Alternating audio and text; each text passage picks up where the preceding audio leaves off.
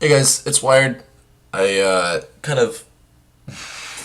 I guess you could say, overdid it yesterday with the 5 hour and 5.5 hour video, and I do apologize for that. Um, Really, I understand that a lot of you guys only care about my opinions on a select few heroes, and if you want to see those heroes, we can talk about them either like this, or I can just look them up on Dota Buff, and you guys can be reminded that really all I look to play in ranked all pick is Broodmother, Terrorblade, Lycan, and Earth Spirit. Yeah, I think Earth Spirit's he's a hero that I sometimes play Kappa. Okay, Dota Buff isn't loading, so this is kind of weird. But just take my word for it. I haven't played a whole lot of Lycan recently, and Broodmother's kind of been iffy for me as a pick. But we'll talk about this patch from the perspective and lenses of those heroes and see whether or not I might start picking those heroes up again, or whether I'm just going to stick in the small circle of Earth Spirit and other support heroes. Oracle's another one I forgot to mention. We'll talk about him as well, hopefully. So basically, if we're gonna do what I want to do, we gotta skip most of this because we want to make this video short. We want to make sure that you guys understand that we're just concerned with those heroes, and we're just gonna look at one thing right here.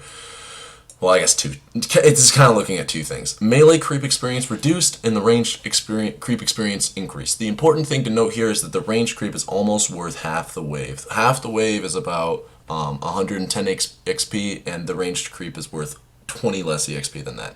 The reason why this is significant is because a hero like Earth Spirit, if you guys recall, back in the 6.84 days and the 6.85 days as well, Earth Spirit was mostly picked, or not picked, well, he was picked, but he was played in the off-lane position in pubs. This was because, as a core, Earth Spirit had a lot to provide to a team, even without an Axe, because he didn't need it back then to be able to pull his allies, and so he could do a lot of damage and still provide a lot of utility from the standpoint of running him as a farming hero that wasn't gated by needing a certain item to be able to do pretty much half the reason why you picked the hero, which is pulling allies. Maybe like a fourth. He's still very strong, but ever since 6.86, he got nerfed in such a way that you can't really justify running him as a core because his item list would be too gated in that sense. You'd have to go something like Aether Veil or Ags or all of those items into combine and stuff like that. And people don't really like to run him core except for Secret, and myself as well. I've played a lot, not a lot, but I've played a fair bit of mid or Spirit last patch, and I enjoyed it. But it's not something that I'd recommend that you guys do because you might piss your team off, and you have to execute it pretty well. This patch, however, guys, you guys can all rejoice, all you Earth Spirit pickers out there. I think this is the exact kind of change that Earth Spirit, Enigma, and a bunch of other heroes needed to become better in the offlane. If you guys recall, the way that Earth Spirit used to lane in the offlane was he would pull the range creep and he would deny it from, effectively denying it from the enemy experience. It would pull the wave as well because you'd pull a range creep out of it. This is the change. Start picking Earth Spirit offlane more often, boys. He can become a core again because he's more detrimental to the enemy carry if you run him offlane. Hitting 6 on him is still just as detrimental to the enemy team as a whole as ever because they didn't nerf anything about his damage. They didn't nerf anything really about his CC. It's kind of hard to hit the stun. And I will be playtesting this a little bit, so I will be able to provide a little bit more evidence to prove my point here, but I actually think that this change right here that I maybe kind of glossed over when I looked at the patch initially in the 5.5 hours, we didn't really gloss over it, but we talked about it from the perspective of Lich and Enigma. I completely forgot about Earth Spirit's ability to use this in the offlane because I've been playing so much support Earth Spirit, and I will definitely be trying this out. So all of you core Earth Spirit pickers, all you guys that love to run in position 2 and 3, rejoice about this change because this was much needed for that style to continue on. I talked a little bit about how this change is kind of weird. I don't want to talk about how it influences Earth Spirits in such a minuscule way. Basically, it takes less time to get to level 8 or to get to level 9, but more time to get to level 10 now. I guess that means that you're going to get your third point in your silence that much sooner, which is nice, I guess, because you want levels as soon as possible, as quickly as you can get them. I guess it's gonna take more time to get to level 8, but less time to get to level 9. So in a small way, you could say this nerfs him. I don't know. It's weird. You just want levels as quickly as possible, and it's hard to say something like this is a nerf or a buff because it nerf buffs him, if you will. It nerfs him at a time when he's already hit some of his power spikes, and he's not necessarily going to hit a power spike right when he hits level 8 or level 9. And his next power spike after level 7, in my opinion, is a level 11. Or at the very least level 10 when both of his silence and star max. So no, this doesn't really change him too much. Talked about this change and how it may hurt junglers. The centaur courses are technically easier to take, but there should be 2 of them in every spawn. I've played a few custom and ranked games, I'll pick, so far of the patch that sometimes this bugs out and 2 centaur coursers don't spawn in a camp. That's really good because then the centaur courser that does spawn is just weaker and you can kill it, and the camp is overall easier. If it does spawn though, that's more EXP for you to take, and I did test it. The centaur courser and the 2 centaur coursers and the 1 centaur conqueror, which is basically the entire centaur camp, does give 200 EXP. It does give you enough to hit level 2 from level 1. So this change is actually rather significant because it makes jungling a little bit less RNG. You don't like to see centaurs still if you're Lycan, if you're Terrorblade, if you jungle with those heroes like I did. So don't get me wrong, it's not like that camp is beautiful, but they give more EXP and gold now, so that's, kind of welcome. It's pretty brutal still to take, but you can do it. The big thing that we want to look at, if we're looking at just these changes, is this one. I think these changes are significant. Remove the strong armor types, because I know that some jungle camps are armor. They're strong, now they're soft, which is now basic. I don't know what that means. I'm not going to pretend to, but this is the big change. Dark Troll Summoner damage. This is the big guy that he summons. That's why it's called the Dark Troll Summoner. He summons the skeletons. This motherfucker got his damage reduced by 15. That's insane. Last patch he got his damage increased by 6. This patch he's getting his damage reduced by double that, double the increase. I don't know, but basically he hits like a kitten now, and jungling with Terrorblade and Lycan has become so much easier overall in this patch, especially with Terrorblade, if you remember, because we'll look it up, we'll skip ahead. I wanted to go over something else first, but base armor increased by motherfucking 3. This is ridiculous.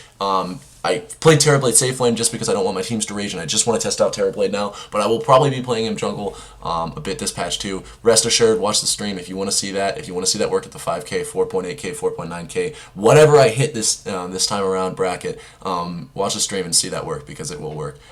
But this change right here, very much significant, and that's really all there is to talk about. It's a base armor increase. I can't really talk about the implications too much, other than if you start, this is my preferred starting item build in lane as Terrorblade now, is Stout Shield, because damage block, illusions now benefit from damage block. So Stout Shield never really wears off if you have Conjure Image up in early levels. I don't personally like to get it. However, getting it in the jungle is something I'm still trying to playtest around with, because on top of the base armor increase, which does also obviously apply to illusions, if you get a Stout Shield early game before you suicide, in addition to your first Wraith Band, you can pretty much never ever leave the jungle ever. It's insane. I still recommend getting an Aquila first, or Aquila, whatever we want to say, because it does allow you to jungle kind of infinitely. You don't have to go for that second suicide, but getting a Stout Shield eventually is insane for your health. It makes it so you never are in danger in the jungle unless somebody comes in and bursts you from full.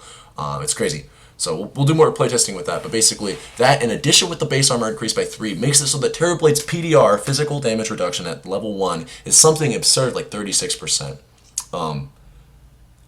Again, on top of a Stout Shield, you could be reducing some auto attacks from heroes down to 10. I got hit by a Necrophos in lane yesterday, an offlane Necrophos while I was safe lane Terrorblade, and he hit me for 10 damage when my Stout Shield procced.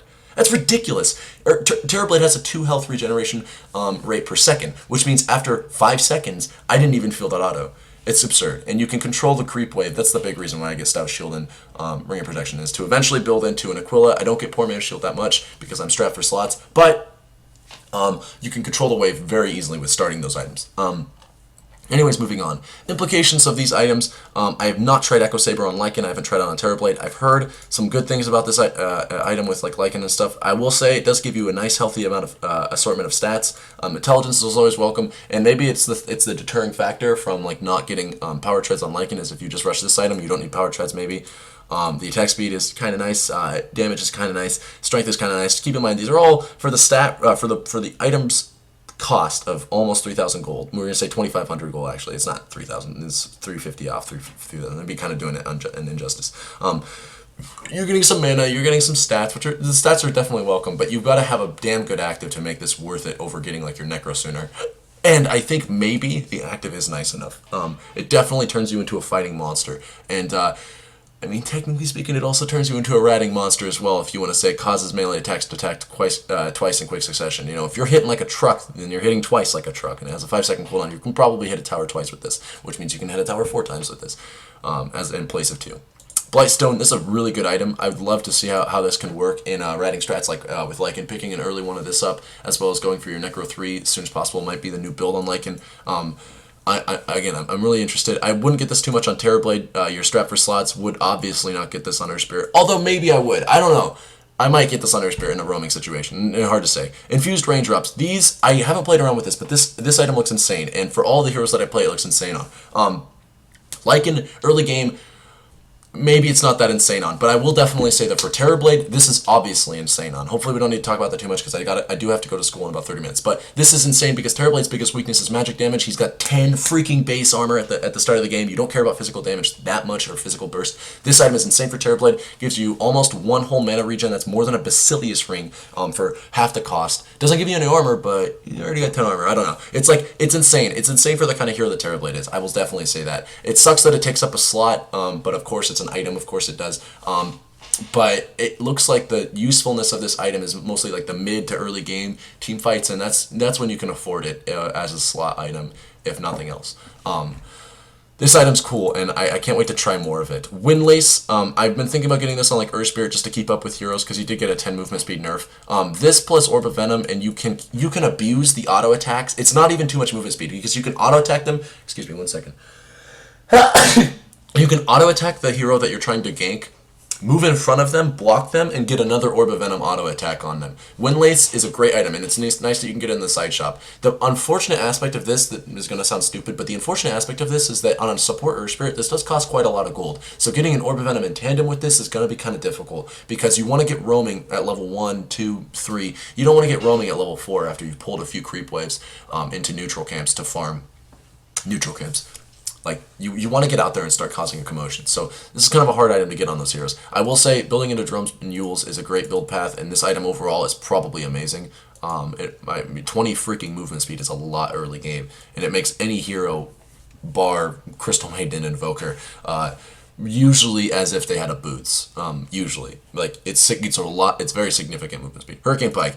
God, I'm so sorry, guys, but I don't want to talk about this item. I don't know enough about it. It looks like it's 4-staff Dragon Lance and like Enchantress if she had 50,000 Aghanims stacking on each other. I don't play any heroes that would probably get this item. Even some people might beg to differ on that, but I don't play like Lycan. Obviously, I don't think he can make use of this item. Although Ball might beg to differ with me. The guy I was talking to yesterday on the patch notes in 5-hour 30-minute conversation, he loved this item. I don't know personally. I'd have to see this item in action, and I have not tested it. If I test it and it turns out to be great, check the description. I might update this and say, oh my god, this item is amazing on Terrorblade with this metamorphosis, but I don't see it happening, guys. The stats on it are pretty cool. 20 freaking agility is nice on an item. I mean, it costs for an almost 1,000 gold, so you better be getting some pretty amazing stats. The attack range is like, you know, same as Dragonlance, so when you think of it in consideration, Dragonlance, you've got to think, okay, well, you know, there's got to be something more to the items active, or its stats have to be amazing for me to get it over Dragonlance, which, by the way, Dragonlance got buffed very significantly, and well, kind of buffed. The stats got consolidated. Now it gives agility and strength as opposed to attack speed and damage. Agility is always going to be better than just raw damage because it's a base stat, so illusions benefit more from it. Also, 15 points in agility is 15 attack speed, not just 10 attack speed. It's also 15 damage and not just 10 damage for those agility-based heroes. The stats are always better, and it gave 5 more strength. Cost got increased by 25 gold, but overall Dragonlance is better. So I do like Dragonlance a lot better. It's like Ball compared it to a Saint Yasha, how it's basically half the cost of a Saint Yasha for almost the exact same stats. He said he might be getting it on Terrorblade. I don't know. I don't know about getting him on Terrorblade. I will say I love the idea of increasing your Metamorphosis' strength. I just don't know if this is enough for 2,000 gold for a hero like Terrorblade that needs to take over a game and start dominating quickly like an AM. Otherwise, you're just going to get left behind in the dust because you're farming for way too long for these big items. So if you keep building small items on Terrorblade, you're not going to be the late game monster that you need to be, in my opinion. And I don't know if Dragonlance fulfills that requirement. So stay tuned for Hurricane Pike. I want to talk about Basher on Lycan. This is a huge nerf. 250 gold, but losing 35 damage. 45? Is it? I can't do math. No, it's 35. 35 damage. This is a pretty big nerf to Skull Basher, and especially Abyssal Blade. The item makes you tankier now because it builds out of Vanguard. I think it's cheaper. Yeah, it's 250 gold cheaper, and it builds out of Vanguard now, but it gives tremendously less damage. Right? Yeah, it gives tremendously less damage. It used to give 70 damage and 10 strength. Now it only gives 10 damage and 10 strength. And then it gives you some tank ability stats. The damage block is nice. It's 100%, but, you know, like, come on, dude. Like, this item, I don't know. I don't know what to say about this item because I haven't really tested it too much. I just know that Lycan's pretty much the only hero that I used to play, or well, that I play that you guys care about that I would get it on. Like, Lycan, if I need to start fighting, Lycan would get it, and I don't think I would get this on Lycan, especially not now.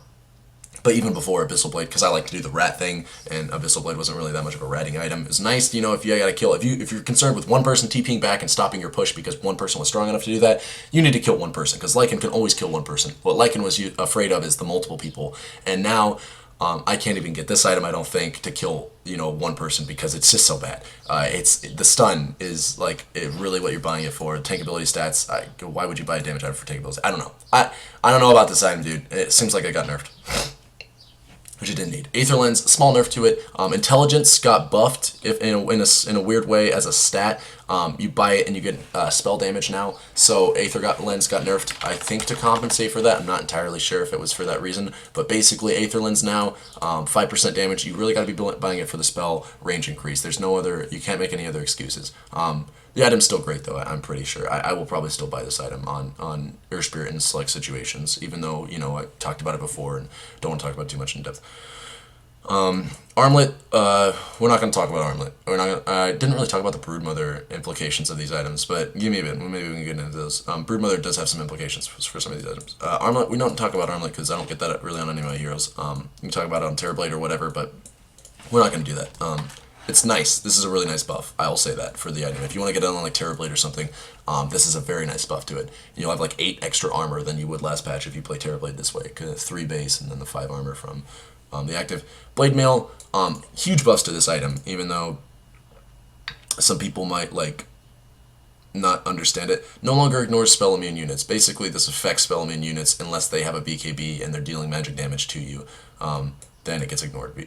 It returns the damage before the reduction that you would give it, which means you don't reduce the damage that the blade mail is reflecting for your target. Which means if you're getting blade mail and you're trying to be tanky as well, like you're trying to get, you're like, I'm sick of dying, I'm going to buy a blade mail and I'm going to buy a heart or something like that. Now you don't reduce the damage for your opponent. A heart doesn't give any armor, but like if you get a big armor, I mean, blade mail itself gives armor, and so blade mail won't help your opponent as well as hurt it anymore. It will literally just mean, hey, if your opponent has a bunch of armor and they're dealing physical damage to you, then they will reduce the damage as they see fit, which means this rewards buying this item against glass cannons, because glass cannons that don't build any sort of armor or MR, they don't get pipes, they just do a bunch of magic burst to you and they don't want to buy a BKB, then you're going to pop those squishies. And if they do buy BKB, and they do physical damage, then you'll still pop those motherfuckers, right? The only way in which you can react to blade mail now is just to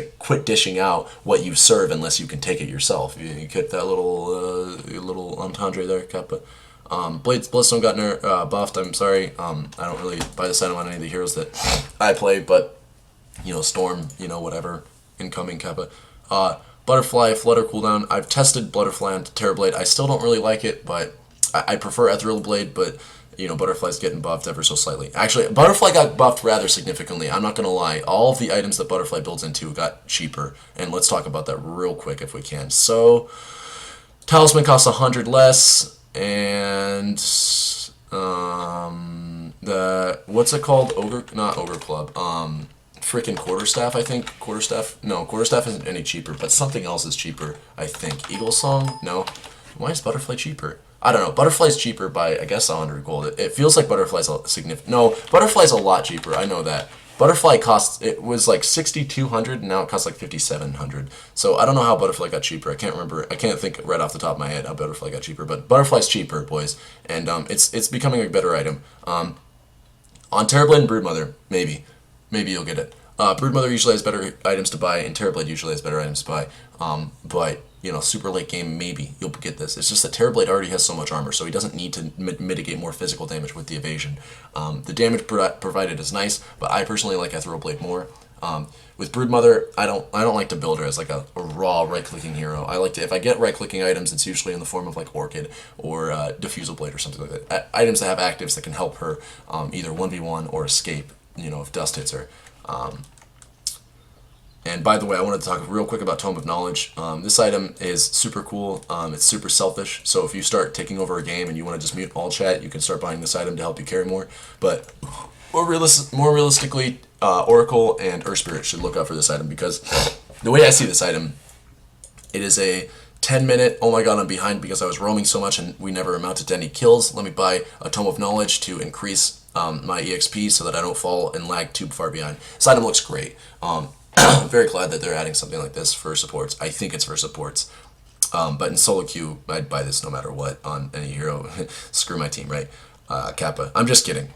Use that item intelligently with your team. Desolator, like we talked about, the Blightstone. Item is crazy. Blightstone is crazy. Desolator is now pretty crazy as a result because the build-up just became that much easier and that much better. So did Medallion. Medallion builds out of Blightstone. Both those items are crazy. And honestly, like the ability to just reduce 2 armor at the start of the game, if you want, is very, very underrated.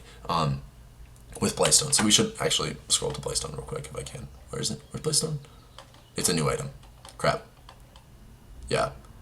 This item is crazy. And honestly, like, if you're roaming on somebody who has like a... How much base armor does TA have? Like 2 or 3? Reducing that armor is insane. Against Timbersaw, get this item. If you're against any hero in the off lane or in the mid lane that you're trying to roam on, you very easily could consider this item. You could consider this item, you can consider Windlace, you can consider Orb Venom. It seems like IceFrog's trying to add more small items that help roamers do what roamers want to do, as opposed to just saying, I need to get an Orb of Venom. Right? Windlace is really great for being able to keep up with people, keep up those right clicks, and block their movement if you're Super God.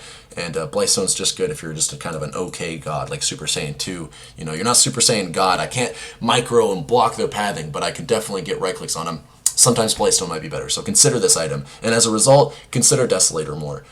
Consider Medallion of Courage more. On the heroes that I play, I got Desolator and Broodmother. I might... it's super good. I forgot to mention, Blightstone is super good on Broodmother. I haven't played it with it yet, so maybe I didn't over not knowing what I'm talking about, but... Getting a Blightstone early game on Broodmother with an Orb of Venom, if they stack, actually I think they are unique attack modifiers to both of them. So you got to get one or the other. But maybe get a point in her E for fuck's sake. Like your spiders will benefit so much from a Blightstone if a target has 3 armor and you're reducing it down to 1 armor. It's insane. So consider Blightstone, guys, on Broodmother especially as an early game item. It makes her dominate that much harder. Flanker, cost reduction, that's nice. Glimmer Cape got cheaper. Guardian Greaves got 50 gold more expensive. Understandable. Hood's getting better because it's getting cheaper, and so is Pipe getting cheaper. Good shit. Heart is giving more strength because it gives 5 more strength, which means essentially 100 extra health, but they're reducing the health bonus on the item by 50, so you're getting 100 more health, or 50 more health, and you're getting 5 more strength, which means 5 more damage if you're a strength hero. Items getting better. Lotus Orb is now significantly better. That's really all I can say about it. So is Lincoln Sphere. 325 gold off the recipe is really nice. Mask of Madness, whatever, 5% increased in whatever. Gold Observer Wards, to my knowledge, this is just making it so that more wards are in circulation. They last less duration, but there's smaller cooldown on them, and they cost a little bit less. They give a lot less experience though, which is really unfortunate. They give like 1/4 of the old experience, which sucks because dewarding doesn't pop you up in levels as much. Ring of Basilius gets nerfed. Vlad's got nerfed a little bit. It makes me not want to buy Vlad's that much on Lycan anymore. I might get Helm of the Dominator now. I'm not entirely sure. Vlad's was really nice for the mana, but I don't know. It just keeps getting nerfed in terms... I don't know. You don't really ever care about the armor, to be fair, as Lycan, because you're just ratting if you play it the way I do. So maybe this shit's not important. So we're going to skip through the heroes, because I do want to keep this quick. How long do I got? I got enough time to talk about the heroes. So we already talked about Terrorblade. The +3 armor thing was as significant as crap. I spelled it wrong. This is a very significant change. Let's talk about Earth Spirit. This crap sucks so much. I hate this. It's so hard to hit stones now, to hit stuns. It's really, really hard. I thought that IceFrog was just going to hit him by 5 movement speed. I always thought 305 was a little bit too much for the hero. He just kind of, with an Orb of Venom, just stays on their target too much. But he nerfed it by 10, which really sucks. But really, I think it's the Boulder Smash knockback. This thing really sucks, dude. Play with it a bit and see how much 300 less speed is. But it really blows. I'm not even joking. It's rough. Take my word for it if you don't believe me. Oracle got a scepter. This is pretty cool. If you can get like an Ags somehow after like a mech or after your urn or something like that, depends on the game obviously. But like I personally really like mech on this hero, but Mechanic Greaves even if the game calls for it, but an Axe right now looks like a really sick option. You're getting a lot more heals, and the cast point reduction is super cool too. Also, you can actually burst people a lot better in the late game. Oracle is always really good at nuking people, and he's like the kill stealing support of all kill stealing supports. But now, oh my god. Really great. Broodmother didn't get changed. Lycan didn't get changed, I'm pretty sure. But let's talk about OD real quick, because him getting nerfed really helps Terrorblade out. So, like, so much. I don't need to talk about the specific changes. I don't think this Guts the hero, but you'll probably still see him at the start of the patch, but I do think he's significantly worse. And overall, I really like these changes because this does mean the heroes that I play, such as Terrorblade, can be picked more because he's a direct counter. And he's still a direct counter, by the way. He still mollywops illusions and does everything that Terrorblade doesn't want him to do. But, you'll see him less because people want to pick him less. Same thing with Earth Spirit. OD was always pretty darn good against Earth Spirit, even though you have a silence against him. Like, OD's not that bad against Earth Spirit when he gets a BKB. You can't really do anything to him, and Astral Imprisonment is the biggest fuck you to magnetize that you've ever seen, for so many reasons that we can talk about. But basically, less OD is good for the heroes that I play and the heroes that you guys care about if you watch my channel. I think that might be it. Boys.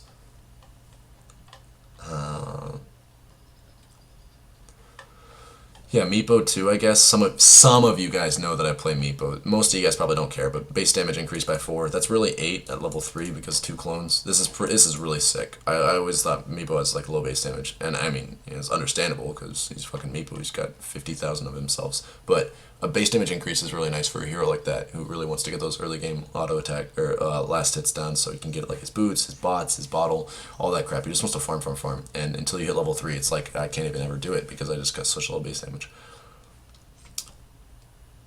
Yeah, this might be it, honestly.